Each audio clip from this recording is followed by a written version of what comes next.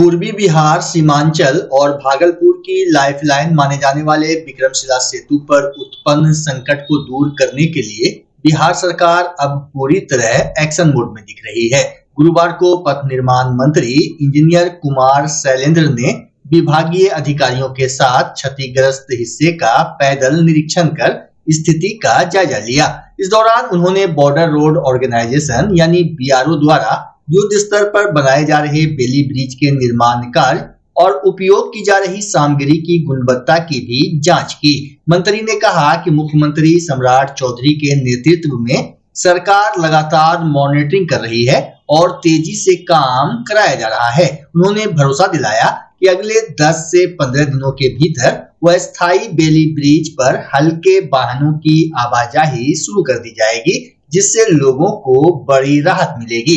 फिलहाल सेतु बाधित होने से लोग नाव के सहारे जोखिम भरा सफर करने को मजबूर हैं। मेरी सरकार बहुत ही जागरूक है।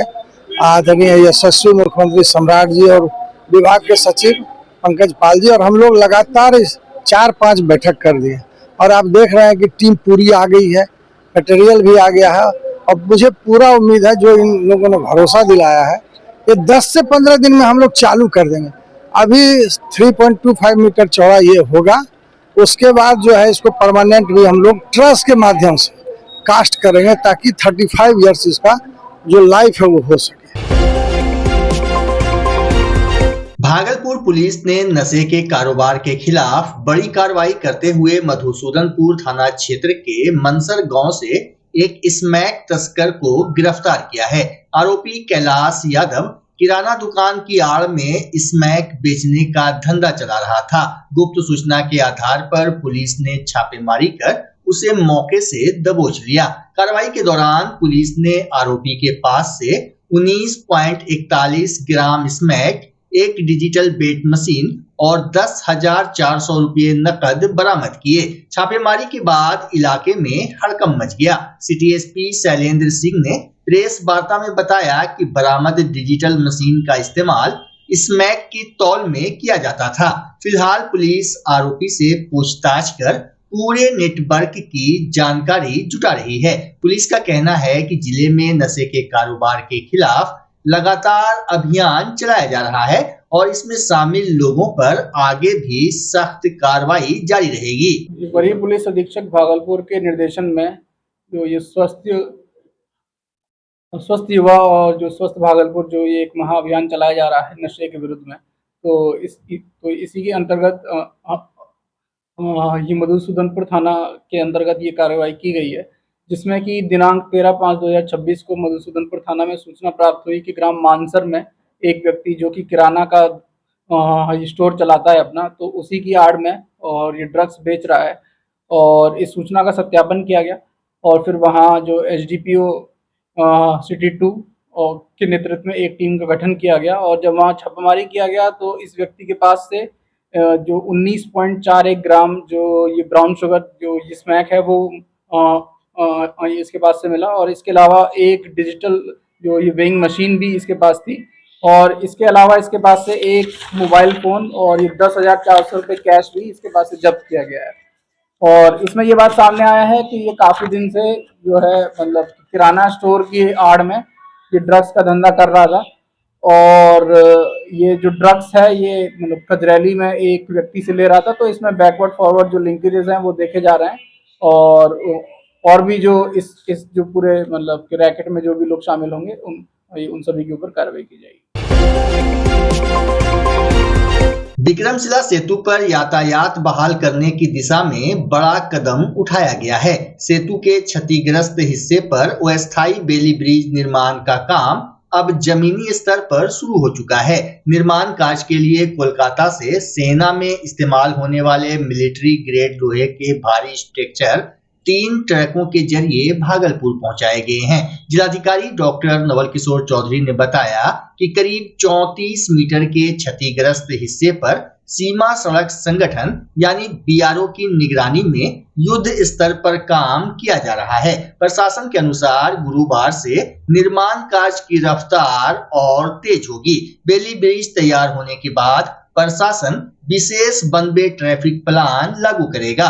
पुल के दोनों छोर पर भारी पुलिस बल तैनात रहेगा और एक समय में सिर्फ एक दिशा से वाहनों को गुजरने की अनुमति दी जाएगी। प्रशासन को उम्मीद है कि इससे जाम पर नियंत्रण होगा और हजारों लोगों को जल्द राहत मिलेगी। जीएम साहब हैं जो बीआरओ की तरफ से यहाँ आए हैं, उनकी पूरी टीम कल शाम को ही आ चुकी है और उनके साथ जो असिस्टेंट्स की टीम है वो भी पार्ट में आ चुकी है। पूरी की पूरी टीम जो इस स्ट्रक्चर को बनाएगी, कल शाम तक सभी लोग यहाँ उपस्थित होंगे। और आपको सामग्री में भी बता दूं, करीब 12 ट्रक के आसपास जो सामग्री है हमारा, उसमें से 3 ट्रक आ चुका है हमारे जिले में और जो 8 ट्रक से 9 ट्रक सामान है वो कल शाम तक आ जाएगा। और परसों लेट इवनिंग से हमारा सारा काम जो स्कैफोल्डिंग का काम है और जो बनाना है पहले उसका काम की शुरुआत हो जाएगी। हम लोगों ने पूरी टीम के लिए एज ए गेस्ट उनको हम लोगों ने माना है और एक रेस्पेक्टफुली उनका आवासन भी हम लोगों ने रखा है। उनके भोजन की सुविधा है और सारी सुविधा हम लोगों ने यहाँ पे बेहतर किया है और उनके टीम लीडर को यानी जीएम साहब को भी हम लोगों ने दिखा भी दिया और वो संतुष्ट। महादेवपुर गंगा घाट पर गुरुवार को उस वक्त सियासी गर्मी बढ़ गई जब पूर्णिया सांसद राजेश रंजन उर्फ पप्पू यादव 9 से विक्रमशिला सेतु और निर्माणाधीन समानांतर पुल का निरीक्षण करने पहुंचे। सांसद ने पुल निर्माण कंपनी और सरकार पर जमकर हमला बोला। उन्होंने कहा कि कई पुल हादसों के पीछे एक ही कंपनी का नाम सामने आता है, फिर भी कार्रवाई नहीं होती। पप्पू यादव ने आरोप लगाया कि भ्रष्टाचार और लापरवाही की कीमत अब आम जनता चुका रही है। उन्होंने कहा कि छात्रों को रोजाना भारी किराया देना पड़ रहा है, किसानों की सब्जियां मंडी पहुंचने से पहले खराब हो रही हैं और दूध विक्रेताओं का दूध फट रहा है। सांसद ने 9 संचालकों से अवैध वसूली का भी आरोप लगाया और ऐलान किया कि आम लोगों की राहत के लिए वे अपने स्तर पर 5 नाव और एक बड़ा स्टीमर मुफ्त चलवाएंगे। उन्होंने स्थानीय मंत्रियों और प्रशासन को भी कटघरे में खड़ा करते हुए कहा कि विक्रमशिला पुल सिर्फ एक ढांचा नहीं बल्कि सीमांचल और कोसी की जीवन रेखा है। भागलपुर पुलिस ने ऑपरेशन मुस्कान अभियान के तहत गुरुवार को 59 खोए और चोरी हुए मोबाइल फोन उनके असली मालिकों को वापस सौंपे। वरीय पुलिस अधीक्षक कार्यालय में आयोजित कार्यक्रम में मोबाइल मिलने के बाद लोगों के चेहरे खुशी से खिल उठे। कई लोगों ने कहा कि उन्हें उम्मीद नहीं थी कि उनका मोबाइल दोबारा मिल पाएगा, लेकिन पुलिस की पहल ने उनका भरोसा बढ़ाया है। सीनियर एसपी प्रमोद कुमार यादव ने बताया कि साइबर सेल और तकनीकी टीम की मदद से विभिन्न जगहों से मोबाइल फोन ट्रेस कर बरामद किए गए। बरामद सभी मोबाइल की कुल कीमत करीब 14 लाख रुपए आंकी गई है। सत्यापन प्रक्रिया पूरी करने के बाद मोबाइल उनके वास्तविक धारकों को सौंपे गए। पुलिस ने लोगों से मोबाइल खोने या चोरी होने पर तुरंत शिकायत दर्ज कराने की अपील की ताकि समय पर कार्रवाई की जा सके। जी, आप लोगों को बताना चाहते हैं कि बिहार पुलिस के द्वारा काफ़ी पहले से एक मुहिम जो है ऑपरेशन मुस्कान के नाम से संचालित है, जिसके तहत जो भी मोबाइल आम पब्लिक के जो गुम रहते हैं या तो कोई उनसे चोरी हो जाता है या तो कहीं गिर जाता है, तो इस प्रकार के जो भी मोबाइल का जो हमारे पास सनहा मिलता है या उनका FIR होता है या किसी प्रकार की शिकायत प्राप्त होती है, तो उसके आलोक में हम लोगों की एक टीम है ऑपरेशन मुस्कान के लिए, जो लगातार जो है जो गुमशुदा मोबाइल है, जो हमारा CEIR पोर्टल भी है, इसके माध्यम से हम लोग जो भी मोबाइल गुम रहते हैं उसका हम लोग रन कराते हैं। उसके जो भी टेक्निकल सपोर्ट हमें रहता है उसके माध्यम से हम लोग डिटेक्ट करने की कोशिश करते हैं। जैसे मोबाइल लोकेट होती है वैसे हम लोग अगर कोई चोरी किया हुआ अभियुक्त रहता है तो उसको गिरफ्तार भी करते हैं। अगर किसी गलती से कहीं पे रहता है तो उसको हम लोग बरामद करते हैं। तो इस तरीके से आज यहाँ पे लगभग 60 मोबाइल जो मोबाइल धारकों को उपलब्ध कराया गया है और जिसका मूल्य अलग अलग क्योंकि मोबाइल है उसका मूल्य क्लियर नहीं हो रहा था। लगभग 12 से 15 लाख के मोबाइल का टोटल जो आज मोबाइल से 60 मोबाइल इनको दिया गया है। हमारे पास और भी मोबाइल हैं और लगभग 100 के आसपास और भी हम लोगों ने बरामद किया है। उसको भी हम लोग आइडेंटिफाई कर रहे हैं कौन उसके धारक हैं और उसके बारे में अन्य जो डिटेल्स है उसको प्रक्रिया हम लोग पूरी कर रहे हैं। तो बहुत जल्द उनको भी हम लोग संबंधित जो भी धारक है उनको सुपुर्द करेंगे। तो इस तरीके से भागलपुर पुलिस का एक प्रयास है कि जो भी लोगों का मोबाइल है, क्योंकि मोबाइल में बहुत इंपॉर्टेंट डेटा सबके रहते हैं, तो जिससे कि जाने के बाद काफ़ी लोग परेशान होते हैं, तो उनकी चेहरे पे हम लोग खुशी लाने का एक छोटा सा प्रयास कर रहे हैं और ये आगे भी मुहिम लगातार जारी रहेगी।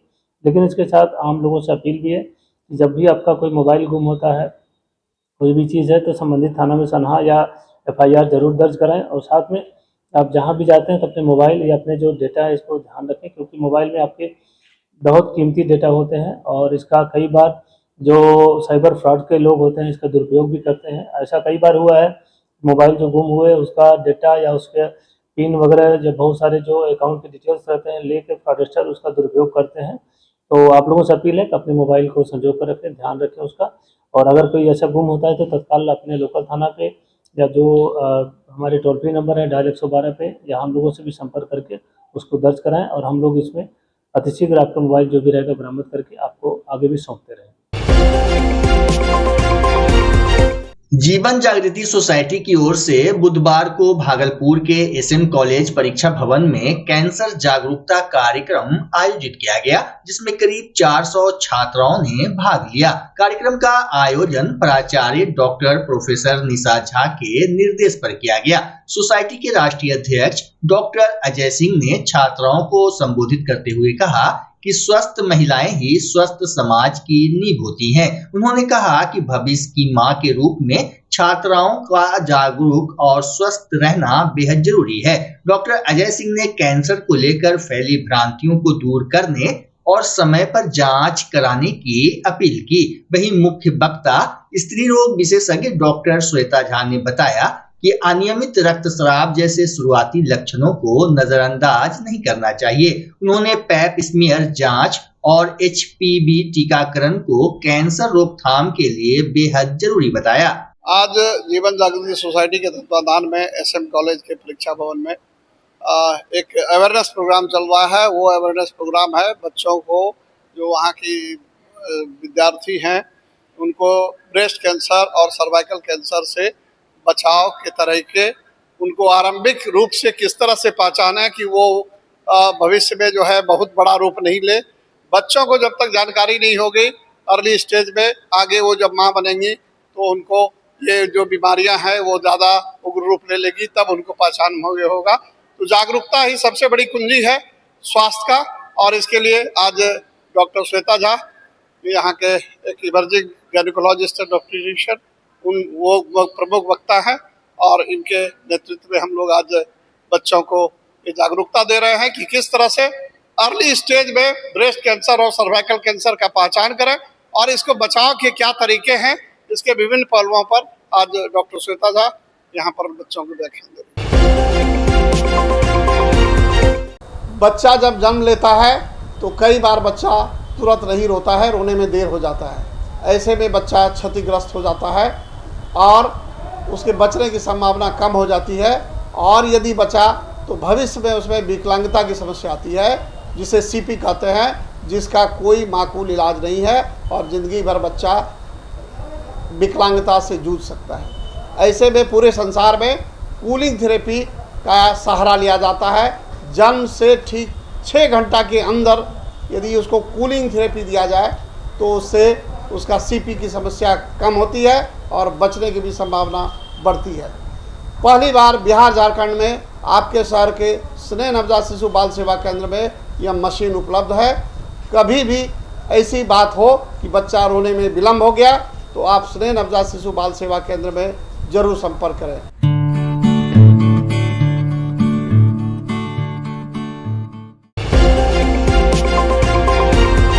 भागलपुर के पीरपैंती थर्मल पावर प्लांट क्षेत्र में पुनर्वास की मांग को लेकर गुरुवार को आदिवासी समाज के लोगों ने जोरदार प्रदर्शन किया।